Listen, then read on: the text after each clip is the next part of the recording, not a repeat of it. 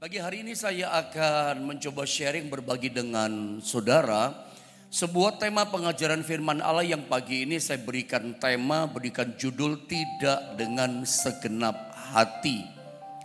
Kalau beberapa hari, 2-3 hari kita bicara tentang ikut Tuhan segenap hati. Kita belajar dari seorang tokoh yang bernama Kaleb. Kita sudah belajar kenapa orang yang bernama Kaleb, pribadi yang bernama Kaleb menjadi orang yang spesial di mata Tuhan. Berbeda dengan yang lain. Karena orang ini dikatakan ikut aku dengan sepenuh hati kata Tuhan. Makanya yang Tuhan tidak lakukan kepada orang lain, yang Tuhan tidak buat kepada orang lain, Tuhan buat kepada Kaleb. Orang lain gagal, Kaleb dikasih keberhasilan. Orang lain tidak mengalami terobosan, Kaleb mengalami terobosan. Satu catatan yang Alkitab informasikan, beritahu kepada kita, setiap kali dicatat nama Kaleb di Alkitab, setiap kali Tuhan munculkan ditulis nama Kaleb, ada kata begini, kecuali Kaleb bin Yefune ikut aku dengan sepenuhnya. Kecuali Kaleb bin Yefune ikut aku dengan sepenuh hatinya.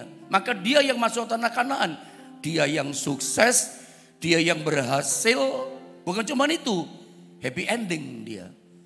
Hidupnya Kaleb saya boleh katakan finishing well. Orang ini spesial. Saya pernah membaca satu buku tentang Kaleb. Seorang spesial sepenuh hati ikut Tuhan. Menurut catatan buku itu, ketika Kaleb masuk tanah Kanaan, tempat yang namanya Hebron, kita pelajari kemarin, itu konon katanya gak pakai perang. Ada beberapa narasumber, hamba Tuhan pernah sampaikan ini. Ketika dia masuk si opa Kaleb ke tempat yang namanya Hebron, Kiryat Arba. Banyak suku enek orang raksasa. Orang langsung tahu yang namanya Kaleb. Orang ini hidupnya sepenuh hati, makanya dampaknya dahsyat. Pengaruhnya luar biasa. Beberapa narasumber katakan, orang di sana berkata kalau bahasa kekinian, ada opa Kaleb, ada opa Kaleb, ada engkau Kaleb datang. Itu lari semburat semua. Itu Alkitab memang tidak tulis. Tadi beberapa narasumber katakan itu. Itu konon katanya. Tapi paling tidak kita bisa belajar. Orang ini dahsyat. Memang arti namanya anjing. Tapi orang ini setia. Orang ini taat. Lakukan semua yang Tuhan perintahkan dalam hidupnya.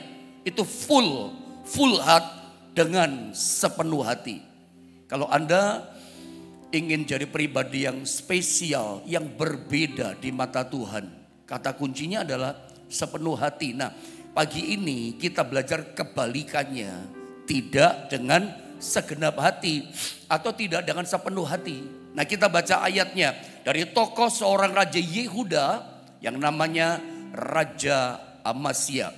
Kita baca 2 Tawari pasal 25. Kita akan baca ayat 1 dan ayat 2. Saya baca ayat yang pertama, nanti ayat 2-nya sama-sama saudara ya.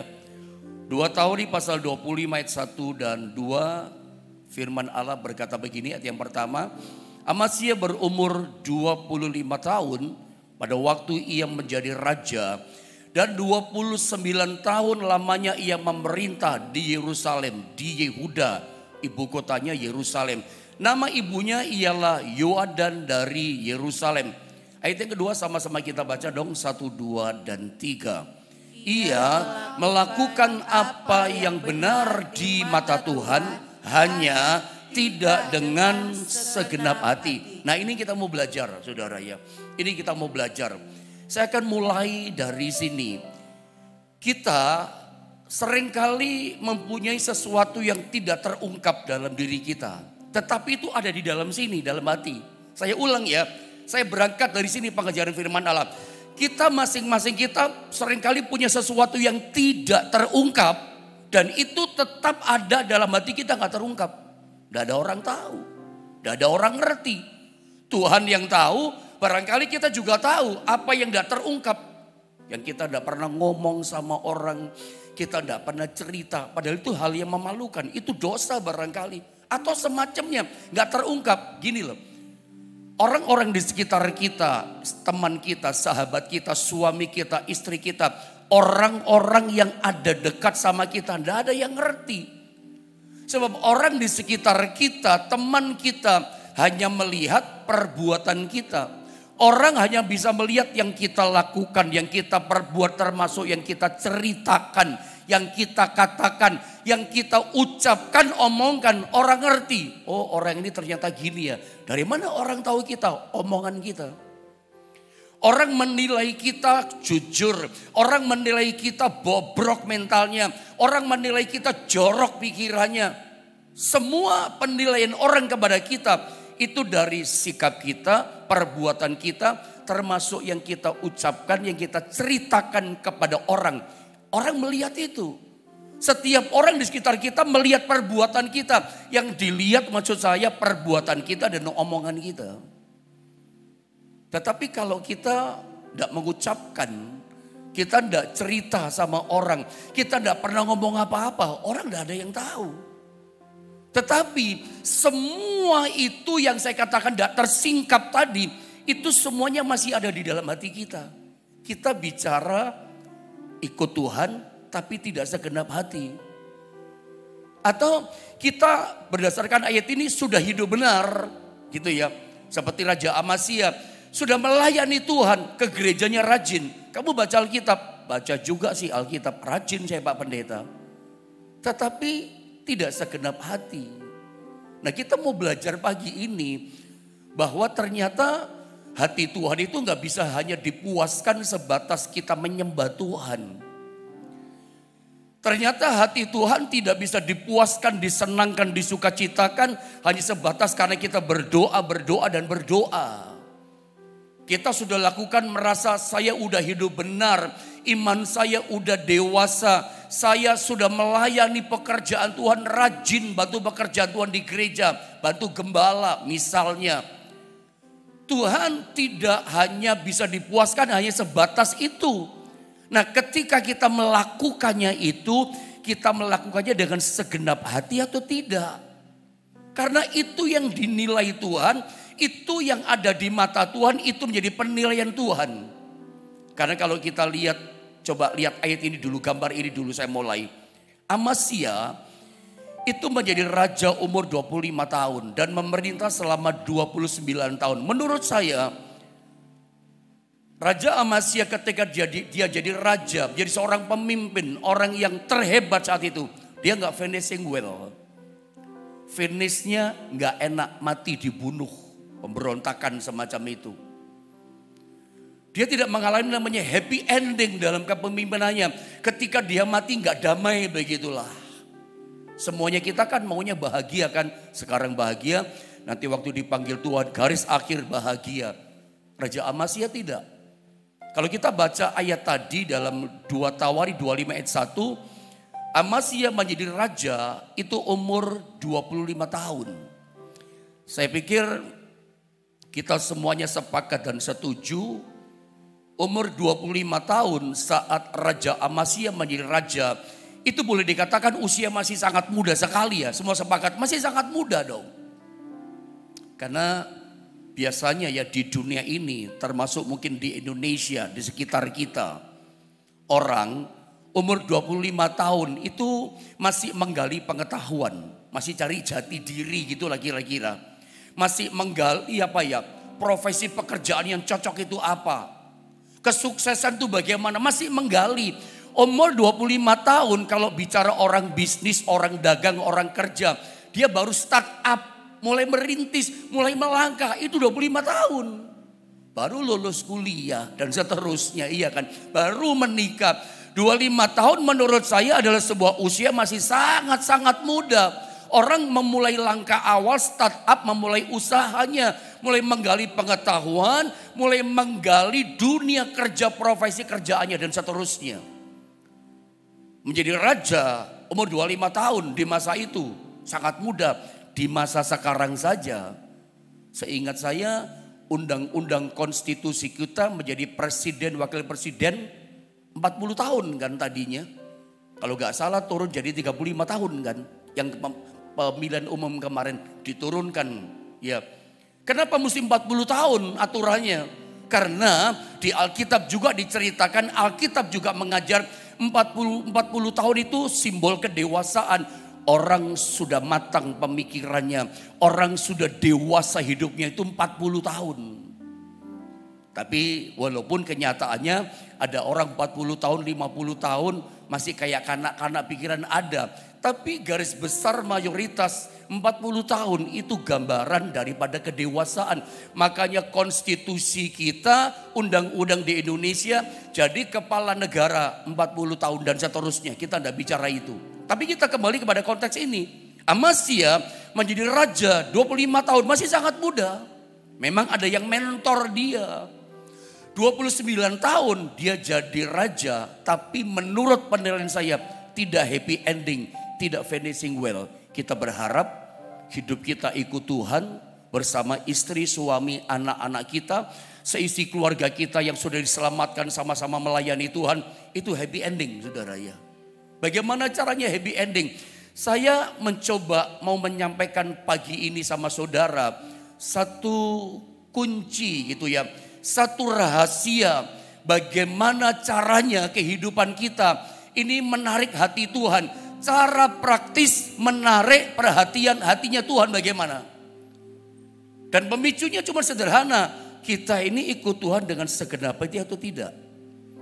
Pagi ini saya mencoba membawa saudara naik kepada level sebuah pemahaman gitu ya.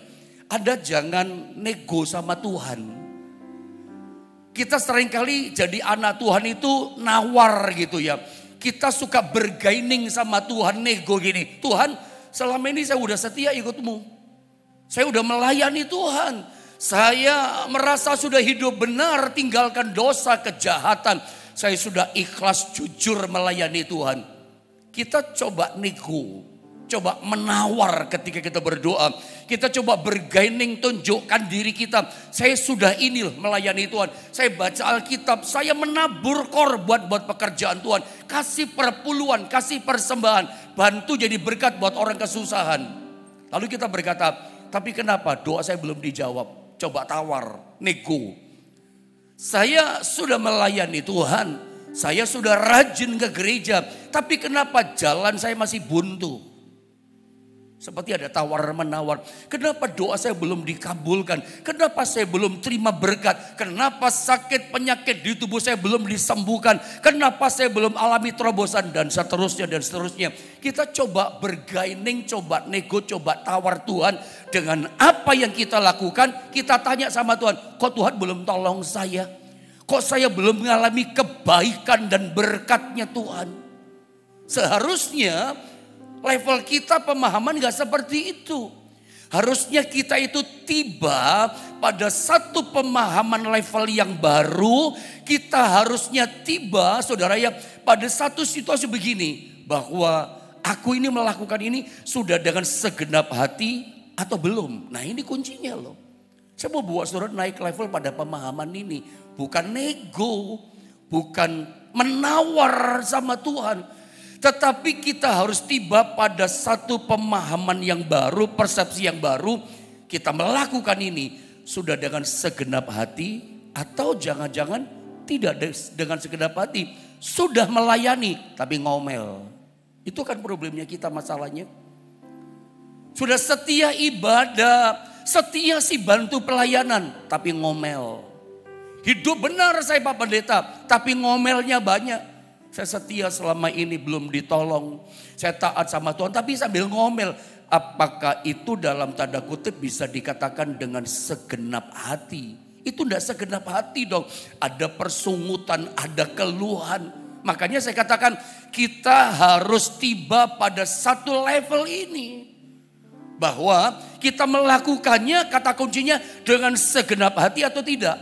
Karena kita ketemu dalam 2 Tawari 25 di ayat yang kedua tadi. Kalau kita baca, saya ingin sama-sama kita baca dong pada bagian ayat ini saudara ya. Sama-sama kita baca 2 dan 3. Ia melakukan apa yang benar di mata Tuhan, hanya tidak dengan segenap hati.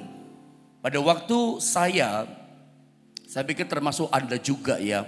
Membaca kalimat awal dari 2 Tawari 25 ayat yang kedua. Seneng gitu bacanya, enak bacanya. Ia melakukan apa yang benar di mata Tuhan, enak banget bacanya, menyenangkan bacanya. Tetapi ditutup dengan kalimat yang tidak menyenangkan. Ada kata hanya. Kok ada kata hanya sih? Hanya apa? Tidak dengan segenap hati. Sudah benar hidupnya. Tidak nyerempet dosa. Tidak kompromi sama dosa. Sudah setia. Iya. Sudah taat. Betul taat. Ibadah sama Tuhan. Ikut perintah melakukan yang Tuhan katakan. Sudah semua dikerjakan. Sudah bagus sebetulnya. Ketika kita lihat seseorang seperti ini, menyenangkan, enak lihat hidup orang kayak begini. Tapi sayang, kalimat penutupnya ada kata begini, hanya tidak dengan segenap hati. Ini problemnya. Dan ini kedapatan di mata Tuhan dan segenap hati, tidak berkenan. Karena apa? Tuhan lihat hati, Tuhan menilai hati. Coba lihat statement saya ini, ingat baik-baik. Kita ternyata tidak cukup melakukan apa yang benar di mata Tuhan. Jangan ditawar. Tadi saya udah katakan kita harus naik pada level pemahaman yang baru. Jangan nego, jangan tawar. Jangan bergaining sama Tuhan. Saya udah melakukan yang benar di mata Tuhan. Tapi di mata Tuhan dan segenap hati kan. Harusnya begini. Tetapi kita harus melakukannya dengan segenap hati. Ini yang Tuhan cari. Inilah yang Tuhan mau. Ingat, yang menarik perhatian Tuhan itu bukan sebatas hidup kita sudah benar. Udah bagus sih. Tetapi saya bicara tentang satu rahasia. Cara praktis bagaimana kita bisa menarik perhatian Tuhan. Dan ini membuat hidup kita tidak sama lagi. Kalau hati Tuhan, mata Tuhan tertarik dalam kehidupan kita. Karena kita melakukan dengan segenap hati. Hidup kita akan spesial, hidup kita gak akan sama. Selalu saya katakan, yang Tuhan tidak buat sama orang, Tuhan bisa buat sama kita. Dunia boleh gonjang-ganjing, gunung bergoncang dan segala macam. Tapi orang-orang menjadi biji mata Tuhan yang melakukan perintahnya, hidup benar, melayani dia dengan segenap hati. Saya percayakan di covering sama Tuhan. Ada kan ngalami namanya happy ending. Walaupun dalam proses itu ada tantangan perjuangan. Untuk melakukan hidup benar segenap hati itu ada proses yang tidak mudah. Tapi itu menjadi kunci, menjadi trigger pemicu. Itu Tuhan tertarik sama kita. Tuhan dipuaskan hatinya. Ini membuat Tuhan jatuh cinta dengan kehidupan kita. Anda akan mengalami promosi yang dahsyat, yang luar biasa. Kenapa? Karena hidupmu sudah menarik perhatian Tuhan. Lewat apa? Sepenuh hati. Tuhan cuma tertarik lihat hati kita. Sorry, maaf kata-kata saya. Tuhan tidak tertarik dengan uang kita. Tuhan tidak tertarik dengan harta kekayaanmu. Karena kekayaanmu dari siapa? Dari Tuhan. Tuhan punya segalanya. Tuhan tidak tertarik dengan atribut semua yang di luar kita. Tuhan cuma tertarik satu, hati kita. Bisa nggak kita melakukan, memberikannya, mempersembahkan, kita lakukan dengan segenap hati. Itu menarik perhatian hati Tuhan. Makanya semua itu harus dimulai dari hati, sumbernya hati. Kita mau hidup benar, hati dulu mesti beres. Kita ingin jadi Kristen yang pertumbuhan iman rohani kita sehat. Hati kita mesti beres. Intinya saya berkata begini, menarik perhatian Tuhan. Cuma satu caranya, bereskan hati kita. Hati yang mengeluh, hati yang ngomel, hati yang bersungut-sungut, hati yang rasanya mau berontak. Tidak mudah loh sepenuh hati ikut Tuhan. Terutama saat kita tidak mengerti, tidak memahami. Kok saya bisa ngalami ini sih? Kok saya bisa sakit? Kok saya bisa gak berhasil, gagal ditipu orang? Di saat-saat terutama dalam tanda kutip, kita tidak mengerti kenapa kita alami. Kita masih tetap sepenuh hati. Sepenuh hati itu artinya tetap loyal sama Tuhan. Tetap taat, tetap setia, tidak persungut, tetap punya integritas. Di saat terutama kita tidak paham, tidak ngerti. Kok saya bisa ngalami seperti ini? Dalam hati kita berkata, padahal saya udah hidup benar. Nego kan? Padahal saya udah setia, saya udah korban, saya udah melayanimu sungguh-sungguh. Tetapi kenapa seperti ini? Saat kita tidak mengerti memahami, berontak enggak? Ketika kita mulai ngomel, percuma kalau gini. Itu tidak sepenuh hati, itu tidak segenap hati. Makanya semua itu dimulai dari hati. Mau hidup benar, mau hidup suci. Jadi Kristen yang kudus, iman yang kuat, iman yang dewasa, iman yang majority matang. Itu semua hati dulu mesti beres. Hati gak beres, ya semua gak beres. Makanya mengerjakan ngomel-ngomel di depan. Kenapa?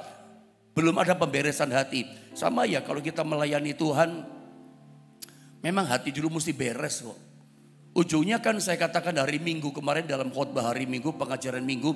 Banyak orang gak bisa sepanjang jalan sampai akhir ikut Tuhan cuma setengah jalan. Dia udah menyangkal Tuhan kayak Petrus. Jatuh dalam dosa, bikin yang gak berkenan, mempermalukan nama Tuhan. Sebetulnya kan hatinya gak beres. Sebetulnya ikut Yesus jadi Kristen. Melayani Tuhan apalagi jadi imam. Kita mesti tahu hati kita beres gak? Kalau gak finishing well. Semua yang kita lakukan kita jalani dengan iman hari ini. Itu kuncinya begini pemicunya. Hati kita dibereskan. Ada ayatnya Kak Pendeta seperti itu. Lo ada loh saudara. Mau bertobat tinggalkan dosa, hati dulu dibereskan. Gak bisa kita punya hati yang baru, hati yang bertobat, hati yang taat. Kristen yang benar-benar segenap hati. Nomor satu, hati dulu mesti beres. Nih ayatnya, Yehezkiel 36 ayat 26 dan 27. Coba Anda perhatikan ayat ini baik-baik. Saya baca ya, sambil saya terangkan singkat-singkat sama saudara. Kamu akan kuberikan hati yang baru dan roh yang baru di dalam batinmu. Coba sama-sama katakan sama saya, hati yang baru dan roh yang baru. Ini penting loh kata-kata ini. Hati yang baru dan roh yang baru. Saya ingin sebagai bentuk aplikasi perkataan, pernyataan iman saudara. Tulis chatting di channel YouTube GSP di Jombang atau di Facebook yang ada. Akun Yohanes Naftali, katakan hati yang baru dan roh yang baru. Ini menarik. Hati yang baru dan roh yang baru ditaruh di mana sama Tuhan? Ditaruhnya di dalam batinmu. Saya ulang, perhatikan. Kamu, janji Tuhan, kata Tuhan, akan kuberikan hati yang baru dan roh yang baru ditaruh di mana? Di dalam batinmu. Dan aku akan menjauhkan dari tubuhmu hati yang keras. Hati keras itu seperti tanah pinggir jalan, diinjak-injak orang. Semua perkara busuk yang jahat bisa lewat di situ. Makanya keras, benih gak bisa masuk. Orang Kristen kalau tanahnya hati keras kayak pinggir jalan saudara ya. Itu susah dinasehati, susah ditegur. Firman Tuhan datang, bahkan Tuhan pun datang. Dia merasa ini firman bukan untuk saya, untuk orang lain. Firman Tuhan yang nabrak dia, negur dia. Dia cuma senyum-senyumnya aja, gak merasa dia. Karena dia merasa benar. Orang hati keras itu memang tebal hatinya. Benih firman tidak bisa masuk, langsung diambil sama burung di udara. Siapa burung di udara? Iblislah yang ambil itu. Perhatikan. Kalau hati kita sudah baru, hati kita sudah dibereskan dalam batin kita. Alkitab katakan apa? Tuhan jauhkan namanya hati yang keras. Hati keras tidak ada. Dan kuberikan kepadamu hati yang taat. Hati taat, hati yang tidak keras. Itu dari mulai apa? Hati dulu dibereskan. Terus ke bawah. Rohku akan kuberikan diam di dalam batinmu. Ini kuasa Roh Kudus. Dan aku akan membuat kamu hidup menurut segala ketetapanku dan tetap berpegang pada peraturan-peraturanku dan melakukannya. Ini menarik. Ayat 27. Kita itu bisa menurut segala ketetapan Tuhan. Berpegang pada perintah dan peraturan Tuhan. Kita hidupi, kita bisa lakukan. Dimulai dari mana? Dari hati yang beres dulu. Hatinya mesti lahir baru dulu. Tahukah saudara yang namanya kelahiran baru. Orang-orang yang hidupnya diubah sama Tuhan luar biasa. Itu dimulai apa? Hatinya dulu dijamah sama Tuhan. Ayat 27. Hatinya dijamah dulu sama Roh Kudus tinggal di dalam batinnya. Perubahan hidup, pertobatan, kelahiran baru. Anda mesti ngerti, yang dijamah itu hati kita. Makanya kalau hati kita gak beres, hidup kita gak beres, kelakuan kita gak beres. Untuk bertobat, untuk hidup benar, tinggalkan dosa. Bisa taat, bisa setia, gak ngomel, sepenuh hati, gak ada pemberontakan. Di saat-saat kita gak ngerti, gak paham, kok saya bisa ngalami ini. Kita bingung, tetap kita loyal sama Tuhan. Bagaimana bisa begitu? Hati kita dulu yang dijamah dibereskan. Kedewasaan rohani, perubahan hidup yang baru. Itu hati dulu yang dijamah, hati dulu yang dibereskan. Makanya resume saya, kesimpulan saya, Anda lihat statement ini. Jadi hati kita itu sangat menentukan apakah kita melakukan sesuatu atau tidak. Bahkan firman Tuhan yang kita dengar, kita melakukannya atau tidak. Itu sangat ditentukan hati kita. Udah beres belum hati kita? Udah dijamah Tuhan belum hati kita? Jadi gampang saudara ya. Orang yang berontak sama firman, oh hatinya belum berubah, hatinya belum dijamah, keras hatinya. Kalau orang dari sikap perbuatannya, kalau kita seringkali melihat ya, ada orang sedikit-sedikit lakukan firman, sedikit-sedikit lakukan firman. Nasihati kita sama firman, sedikit-sedikit taat sama firman. Orang itu hatinya beres, hatinya udah dijamah sama Tuhan. Kita itu sebetulnya kalau saya ngomong jujur ya, tidak ada yang kita bisa banggakan di hadapan Tuhan. Harta kita nggak bisa banggakan. Kekayaan, jabatan, kedudukan. Tidak ada satupun apapun yang kita bisa banggakan di mata Tuhan. Cuman satu yang sebetulnya kita bisa pamer sama Tuhan, kita banggakan. Hati kita. Lihat hatiku Tuhan. Terima kasih Tuhan sudah jamah. Hati udah benar. Ini kita bisa banggakan. Yang lain tidak ada. Saya ini dalam melayani saudara, saya tahu diri saya jujur. Saya pengetahuan kurang. Kedalaman pengertian pun dalam firman Tuhan pun terbatas. Walaupun saya bisa mengajar saudara. Tapi saya tahu bukan itu yang dibanggakan. Karena secara pengetahuan mungkin kita sama ya, terbatas. Setingginya langit masih ada lebih tinggi dari kita kan. Kedalaman pengertian kita terbatas, semua terbatas. Tapi kalau saya melayani Tuhan, dari awal saya ingat saya proses melayani Tuhan. Kalau saya boleh banggakan di hati saya dibuka di hadapan, ya cuma hati ini. Saya mau mulai pelayanan dengan jujur, dengan benar, mau apa lagi? Ya sudah hati saja. Ya kita banggakan, bukan uang, bukan harta.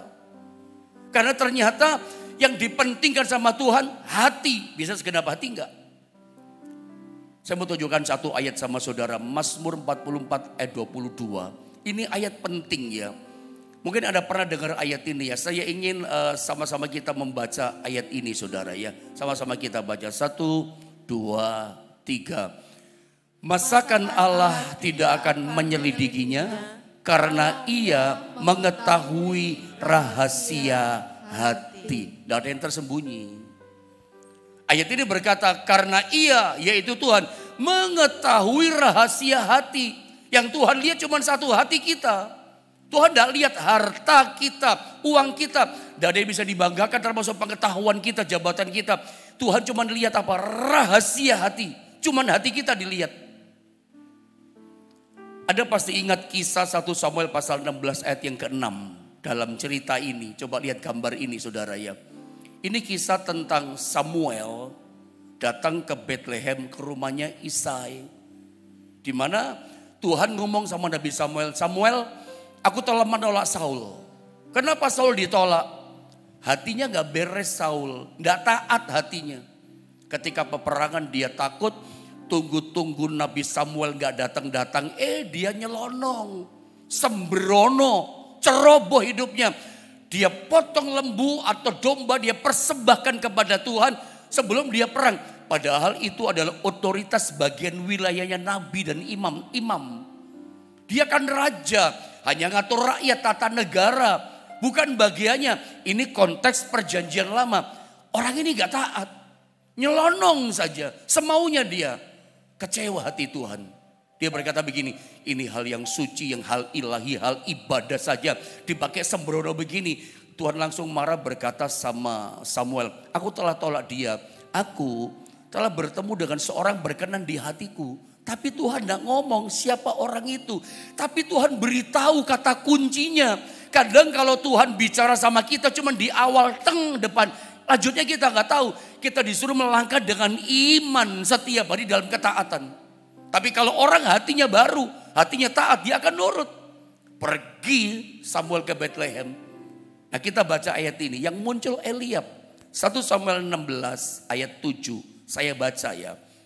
Tetapi berfirmanlah Tuhan kepada Samuel, janganlah pandang parasnya atau perawakan yang tinggi, sebab aku telah menolaknya. Bukan yang dilihat manusia, yang dilihat Allah. Manusia melihat apa yang di depan mata, tetapi Tuhan melihat hati. Jelas, rahasia hati yang dipegang, Tuhan lihat hati. Saudara, kita mesti mengerti firman Allah ini. Tuhan itu cuma lihat hati kita, bukan semua yang lain-lain yang macam-macam, cuma hati kita. Kenapa Eliab gak dipilih? Tuhan lihat begini, hatinya yang dilihat. Makanya gak dipromosikan. Gagah sih, tinggi, mungkin hidupnya benar, mungkin ibadah seperti ayahnya Isa, seperti Daud. Tapi sayang Tuhan lihat hatinya gak beres. Anda kalau ingin ngalami promosi, Tuhan lihat hati kita. Rahasia hati ini dipegang. Saya mau coba mengajarkan sama saudara satu cara praktis, cara terbaik. Bagaimana dalam tanda kutip Anda dan saya bisa mencuri perhatian Tuhan. Bagaimana hidup kita dan hidupmu bisa menarik perhatian Tuhan. Pegang namanya rahasia hati ini. Tuhan lihat hati kita. Eliab ditolak, Syama ditolak, Aminadab ditolak. Kenapa? Tuhan lihat hati mereka. Tidak layak dapat sesuatu spesial orang ini. Kaleb dapat, Daud dapat. Samuel berkata, kamu lihat di depan mata, aku lihat hati lo Samuel. Sampai akhirnya dia tanya, ini semua anakmu masih ada katanya. Dia di padang rumput, panggil dia. Begitu Daud datang, ini Samuel, urapi dia. Daud diurapi, Daud yang dipilih. Daud ini spesial, kenapa? Tuhan lihat hatinya Daud. Sendirian menyembah Tuhan, tidak ada ngomel. Kakak-kakaknya di rumah enak. Ini kan gak bisa dimengerti kan. Kok kakaknya enak, Daud gak enak. Tapi Daud gak ngomel. Tuhan lihat hati. Justru di saat-saat kita mengalami situasi yang gak nyaman. Secara manusia daging sakit. Kecewa rasanya. Daging rasanya dicubit. Aduh gak terima kita. Tapi dalam kondisi kita mengalami proses yang mengalami kerendahan, mungkin ada kehancuran di situ, ada sakit penyakit di situ. Nah, Tuhan lihat hati kita. Itu merupakan tes dari Tuhan, ujian dari Tuhan. Masih bisa segenap hati? Nggak enak loh, segenap hati. Tuhan lihat rahasia hati ini loh. Jadi saya mau bilang sederhana saja pagi ini. Kunci praktis mencuri, menarik perhatian Tuhan. Hati kita mesti dijaga baik. Tetap sepenuh hati. Tidak ada omelan. Meskipun tidak ngerti, kecewa. Tetap setia sama Tuhan. Itu ada pada Daud. Daud mengalami promosi. Finishing well hidupnya. Kenapa? Tuhan lihat hati. Tuhan pegang rahasia hati. Tuhan tidak lihat yang lain. Masalah pengetahuan. Pengetahuan Tuhan bisa kasih. Saya terbatas Pak Pendeta. Tuhan bisa tambah. Hikmat Tuhan bisa beri. Asal rahasia hati kita pegang. Kadang kita berharap untung, rugi loh. Kita berpikir job di depan dapat, gagal direbut sama orang. Kecewa kan. Nah dalam hadapi proses itu ada nego gak sama Tuhan. Lu saya udah setia kok ngalami ini. Stop. Anda harus tiba pada pemahaman gini. Anda selama ini udah segenap hati atau belum sama Tuhan. Kalau belum, belajar segenap hati. Karena ngomel kan. Anda gak usah nego, saya udah gini Tuhan kok ngalami gini. Stop. Lakukan gini, aku tetap sepenuh hati. Tetap bulat sama Tuhan, tetap cinta Tuhan sepenuh hati. Itu ada pada Daud. Karena begini, coba lihat. Kekristenan itu selalu bicara soal cara hidup.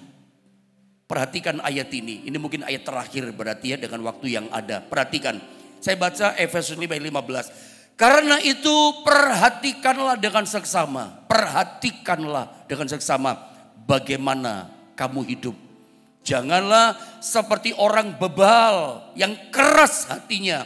Tetapi seperti orang arif, bijaksana. Bagaimana sih orang arif yang bijaksana? Segenap hati ikut Tuhan. Itu bicara cara hidup loh. Karena itu perhatikanlah. Mari kita memperhatikan apa yang Tuhan perhatikan. Fokuslah apa yang menjadi fokusnya Tuhan. Lihatlah apa yang Tuhan lihat. Pendeta, apa yang Tuhan lihat? Hati. Apa yang Tuhan perhatikan? Hati. Fokusnya Tuhan apa sih Pak? Hati kita fokusnya. Anda jangan salah fokus, fokus yang lain. Fokuslah kepada hati kita. Ketika kita diproses, ketika kita gagal, ketika kita jatuh, bisa gak jaga hatimu? Makanya Alkitab katakan apa? Jagalah hatimu dengan penuh kewaspadaan. Dari situlah terpancar kehidupan. Dari situlah terpancar masa depan yang baik. Sumbernya hati loh. Di saat-saat kita mengalami proses yang tidak menyenangkan. Bisakah kita jaga hati? Ini hal yang penting. Inilah cara praktis menarik, mencuri perhatian Tuhan. Fokus. Apa yang menjadi fokusnya Tuhan. Lihatlah yang dilihat sama Tuhan. Apa yang dilihat Tuhan? Tuhan lihat hati. Rahasia hati ini Anda mesti ngerti. Karena ini menjadi pemicu Anda mengalami promosi dan kemuliaan besar daripada Tuhan. Jujur seringkali kita mau, saya tambah satu ayat saja ya, lalu selesai. 1 Petrus 1 ayat 18 sampai 19. Saya baca dengan cepat. Sebab kamu tahu bahwa kamu telah ditebus dengan cara hidupmu yang sia-sia. Yang kamu warisi dari nenek moyangmu itu bukan dengan barang yang fana, bukan pula dengan perak atau emas. Melainkan dengan darah yang mahal, yaitu darah Kristus yang sama seperti darah anak domba yang tak bernoda dan tak bercacat. Lihat ayat ini, kekristenan bicara cara hidup. Cara hidup kita bagaimana? Semua ditentukan hati. Hati cermin hidup kita. Hati kita pahit, perbuatan pahit. Makanya jaga hati, rahasia hati ini penting. Di saat kita gak ngerti, gak kecewa, tetap sepenuh hati. Ingat, makanya kalau kita lihat ayat yang barusan di 1 Petrus pasal 1. Tuhan menebus bukan cuma dosa kita. Banyak orang tidak paham ini, tidak ngerti ini. Yesus bukan cuma menebus dosa kita, kejahatan kita, kebejatan kita, kesalahan kita. Tuhan bukan cuma selamatkan kita dari dosa. Yang ditebus jelas ayat ini berkata. Sebab kamu tahu bahwa kamu telah ditebus. Apa yang ditebus? Dari cara hidupmu yang sia-sia. Cara hidup kita yang sia-sia. Yang kita waris dari nenek moyang kita. Manusia pertama dan Hawa. Itu yang ditebus Tuhan. Bukan cuma dosa. Cara hidup sia-sia ditebus.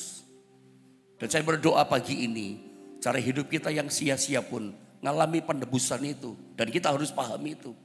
Apa sih yang sia-sia cara hidup? Tukang ngomel. Nggak terima, daging berontak. Dagingnya bersuara. Makanya cara hidup kita dimulai dari hati.